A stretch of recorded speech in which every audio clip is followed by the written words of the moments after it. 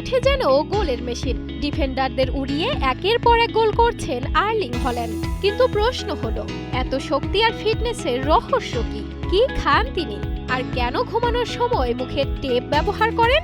চলুন জেনে নেওয়া যাক সেই রহস্য। হল্যান্ড শুধু শারীরিক গঠনেই অন্যদের চেয়ে আলাদা নন, তার জীবনযাপনের ধরনও বাকি ৯৯% মানুষের চেয়ে সম্পূর্ণ ভিন্ন। কোনো শর্টকাট নেই কোনো জাদুকরী কৌশল। প্রতিদিন শুধু কিছু মৌলিক নিয়মের উপর দাঁড়িয়ে আছে তার এই অতিমানবীয় ফিটনেস। আধুনিক ফুটবলাররা যখন দামি সাপ্লিমেন্টে ভরসা রাখেন, হল্যান্ড তখন বেছে নিয়েছেন একেবারে প্রাকৃতিক খাবার। তার ডায়েটে থাকে গরুর হৃৎপিণ্ড, কলিজা, ঘাস খেয়ে বড় হওয়া গরুর স্টেক, ডিম, রুটি আর খাঁটি মধু।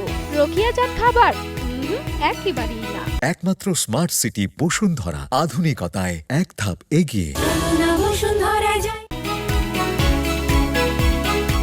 হল্যান্ডের কাছে ঘুম একটি ট্রেনিং এর অংশ।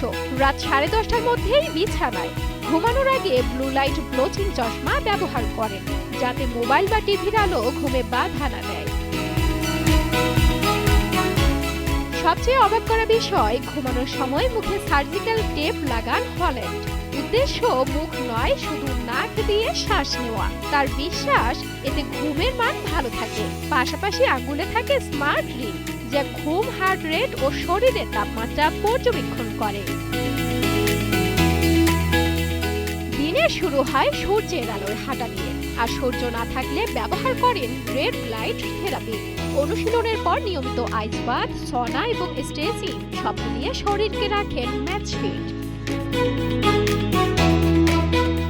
হল্যান্ডকে দেখে অনেকেই মনে করেন তিনি যেন মানুষ নন, একেবারেই মেশিন।